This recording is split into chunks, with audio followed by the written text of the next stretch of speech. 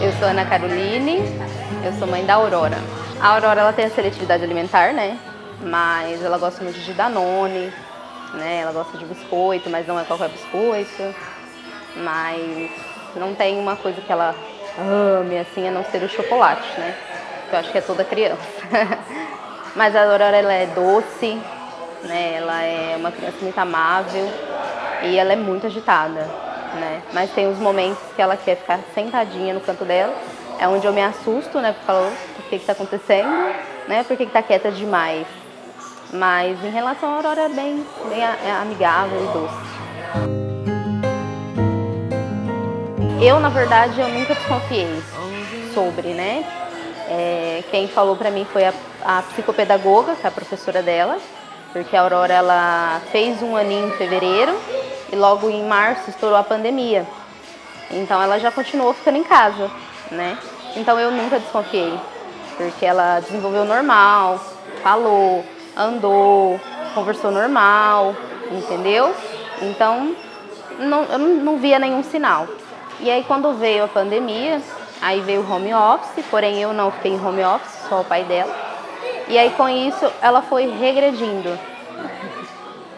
Ela foi voltando, né? Aquela criança que falava de tudo, conversava de tudo, já estava começando aquela fase de desfraude, então ela retornou.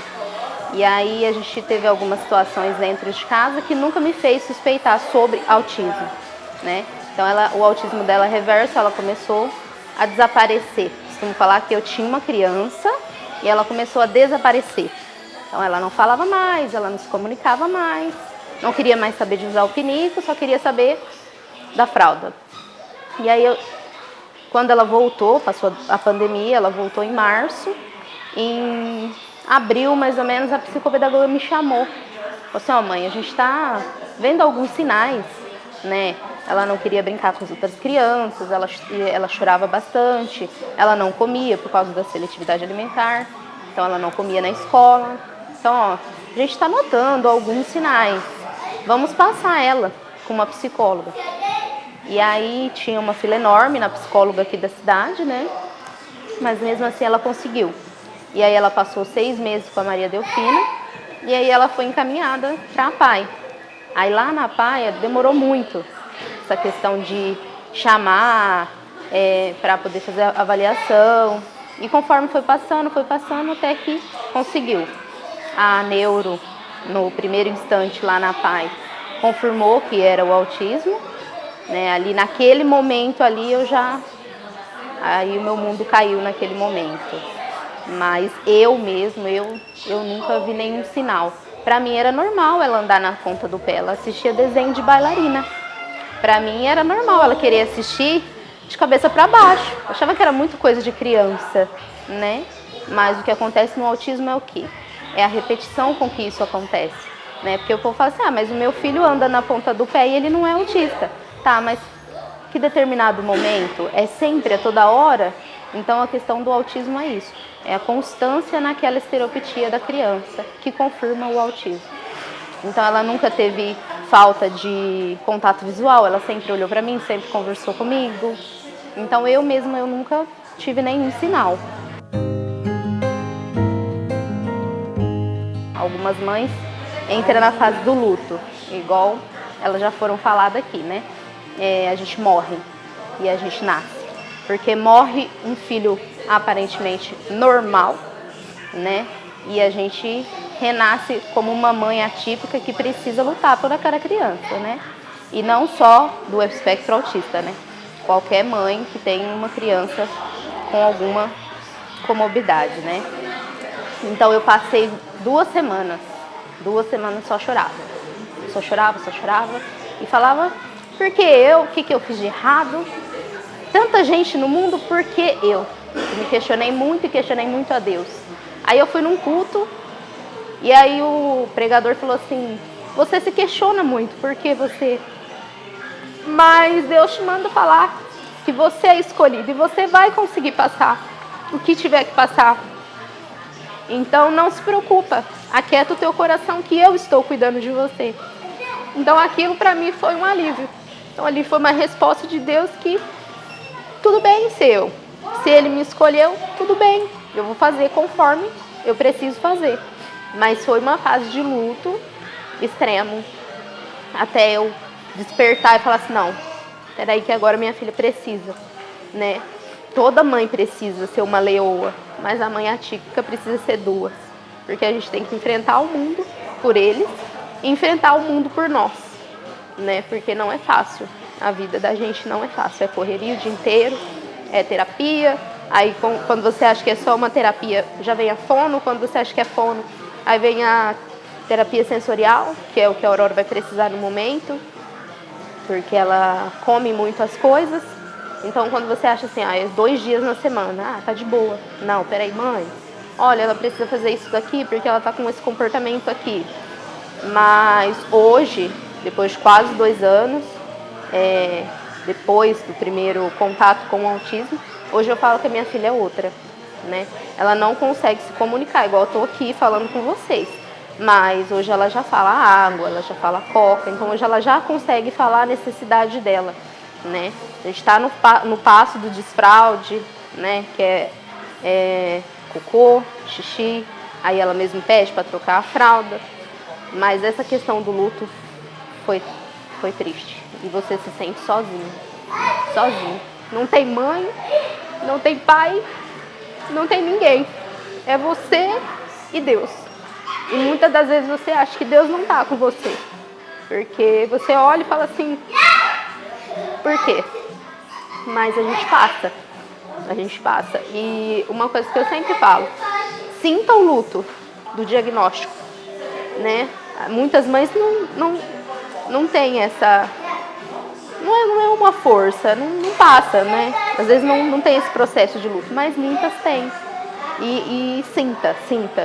Esse momento é importante para lá na frente, quando você escutar o seu filho falando, você fala assim, ó, poxa, anos atrás eu estava chorando e hoje ele está falando comigo.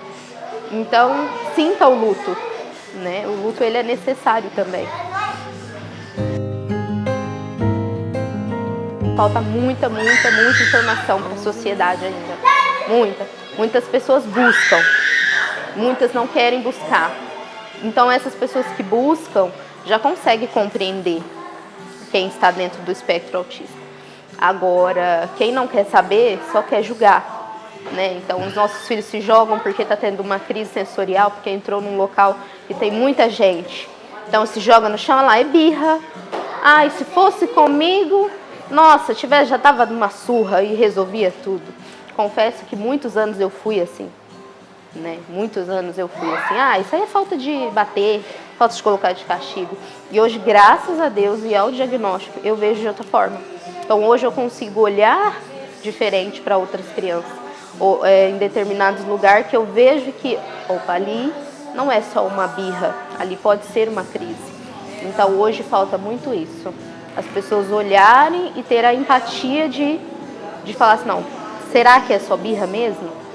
Né? Ou será que tem alguma coisa por trás ali? Será que aquela mãe não precisa de um apoio naquele momento? Ou será que ela precisa do meu olhar julgador de que está fazendo birra? Então a sociedade ainda precisa aprender muito. Já evoluiu? Já, bastante. Mas ainda precisa muito. Preconceito não, é mesmo essa questão do olhar, né? Então ela se joga no mercado, ela já teve uma crise dentro do mercado, de chorar extremamente, ela não conseguia se comunicar e falar o que estava acontecendo. Então é mais o olhar. Outras pessoas vieram ajudar. O que ela quer? Ela quer um Danone? Ela quer o balão que está lá fora? Eu falei, não. Nessa época eu ainda não tinha o diagnóstico. Então eu não sabia muito o que fazer. Mas após o diagnóstico eu ainda não tive nenhum tipo de olhar. Mas o olhar é pior. O olhar julgador das pessoas. Que a gente fala assim, e agora, o que eu faço? A pessoa está me olhando, a criança está chorando, se jogando no chão, que vergonha. Nossa, mas eu tenho que gritar para o mundo que ela é autista para entender que ela está tendo uma crise ali? Não. Então é só o olhar. Preconceito ainda ela não sofreu e espero que não sofra. Porque aí o negócio vai ficar feio. Então, o olhar mesmo das pessoas é que machuca. Hoje ela melhorou bastante. E quando ela gosta, ela gosta. Quando ela gosta da pessoa, ela chega, ela abraça, ela beija. Agora, quando ela não gosta, Não tem ninguém que faça ela abraçar, ninguém faça ela beijar. Mas graças a Deus e as terapias, ela hoje ela consegue sim se socializar. Igual num dia como esse, talvez há um ano atrás, ela não ficaria. Ela não saberia como se comportar perto de outras crianças, igual acontecia na escola. Ela se isolava e se ela se isolava com um brinquedo, ninguém tirava do brinquedo, mas hoje não. Hoje ela já na escola se comunica bem com todas as crianças adoram ela. Ela mal chega na escola, todo mundo já grita, a Aurora chegou! E aí tem inúmeras crianças que chegam, abraça, ela para assim. Eu já vi, já entrei na sala, ela para assim. Aí as crianças fazem uma fila para abraçar ela e ela fica assim. Aí na hora que acaba, aí ela respira. Ainda para ela, dependendo da pessoa, o toque ainda é aquela coisa tipo, eu não quero. Mas em questão comigo, com as pessoas que estão ao redor, não. É uma criança que socializa bem. Parar com esse negócio, mas ela não tem cara de autista. O autismo, ele não tem cara.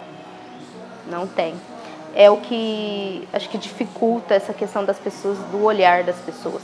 Porque uma criança com síndrome de Down tá ali, escancarado ali na cara, que a criança tem uma doença. E o autismo não. O autismo, ele passa desapercebido, né? Então, se não tiver um cordão de identificação, se não tiver, aquela carteirada de que minha filha é autista, por isso que ela está fazendo essa determinada coisa, então, ainda é essa questão.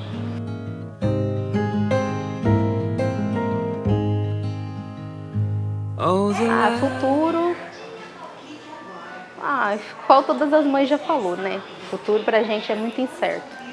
A gente batalha hoje com eles nas terapias para que eles consigam um mínimo de independência, né? Comer sozinho, se vestir sozinho, saber qual é o horário de ir para a escola. Então hoje a gente só pensa nisso. A gente não pensa muito lá no futuro, não. No futuro a gente já guardou lá na fase do luto, a gente já guardou essa questão do sonhar, meu filho vai ser isso, meu filho vai ser aquilo. No momento do diagnóstico a gente deixa isso de lado, né, e começa a pensar, meu filho precisa aprender a se cuidar. E se cuidar como? É se cuidar. E quando eu não tiver, e se eu não puder estar, ele precisa aprender ali, naquele momento. Mas eu acredito nela, acredito que ela vai ser o que ela quiser ser.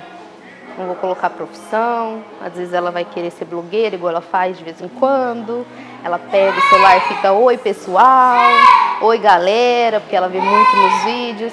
Então, vou deixar por ela, mas de verdade eu quero que ela seja feliz e que lá no futuro distante, essa sociedade que hoje é muito crítica, muito falta de empatia, né? No futuro, quando ela estiver maior, ela possa se sentir acolhida, né? Ela possa falar assim, não, eu sou diferente, eu tenho a minha comorbidade aqui, mas me aceitam no trabalho, me aceitam no shopping. Se eu não estou legal no shopping, os meus amigos que me rodeiam entendam isso, olha, minha bateria social acabou, eu preciso ir. Então, no futuro, assim, eu pretendo ver, né? Mas se eu não estiver, eu pretendo saber que ela está feliz, né? E realizada com o que ela quiser.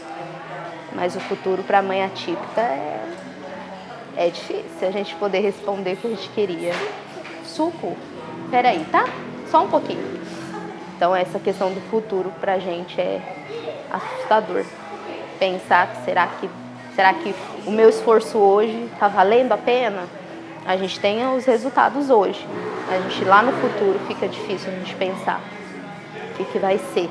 A gente idealiza, mas a gente não sabe. Em questão do que a gente puder fazer para esse futuro acontecer, a gente vai fazer. Mas infelizmente a gente ainda está no mundo, né? A gente está numa cidade, então a gente precisa ainda de uma evolução das pessoas. É isso. Obrigado, cara. Nada.